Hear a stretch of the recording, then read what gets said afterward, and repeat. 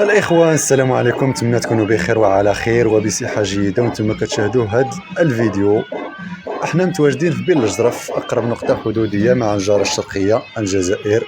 هما المغاربة ما شاء الله كلشي ناشط، كلشي فرحان بالانتصار الكبير ديال المملكة المغربية الشريفة في قضية الصحراء المغربية. هما المغاربة ما شاء الله كلشي جا الحدود هنايا وناشطين وفرحانين، الله يبارك. هما في الحدود المغربيه الجزائريه الخوت، كما راكم تشوفوا هذه بين الجرف. كاين شويه الريح اليوم الخوت، والصراحه واحد الجو رائع، والناس كلشي ناشط كلشي فرحان بالانتصار الكبير ديال الصحراء ديالنا وديال المغرب ديالنا، وبعد الاعتراف الدولي والاعتراف الساحق قضيه الصحراء المغربيه. هما المغاربه ما شاء الله كلشي ناشطين كلشي فرحانين، مع الرقاده ومع الشيوخ بركان. هما في الحدود الخوت. وضرب لي الجيران الخوت، الجيران والو الخوت، الجيران دخلوا الجحور ديالهم كما العاده بعد الصفحه الاولى ديال فوز المنتخب المغربي كاس العالم. ها هي جات الصفحه الثانيه والقاصحه الخوت ديال انتصار المغرب في قضيه الصحراء. صراحه الخوت راه اكثر من 50 سنه وهما كيحلموا باش يقسموا لنا بلادنا وباش يديروا شي منفذ للمحيط الاطلسي، ولكن فشلوا فشل ذريع وذريع جدا.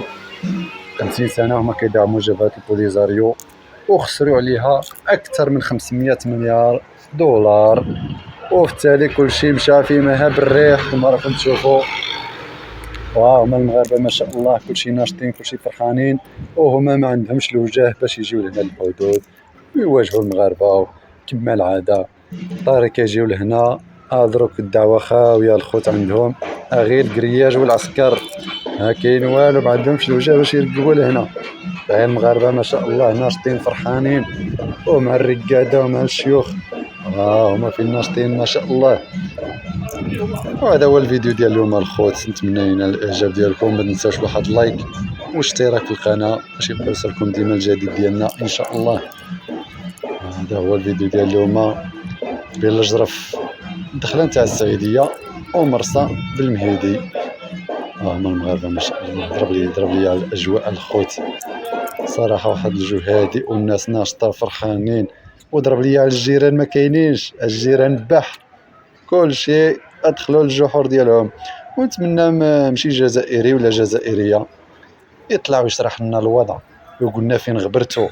الصراحه ملي دينا كاس العالم كانوا غبروا بالمره ودازت واحد السيمانه وبداو يبانوا، ولكن هاد المره هادي بعد انتصار المغرب في قضيه الصحراء غبروا في المره الخوت. ما كاينينش هنا، ما جاوش، ما عرفتش فين مشاو. ونتمنى مشي جزائري ولا جزائريه يقولنا فين راكم، راه توحشناكم بزاف.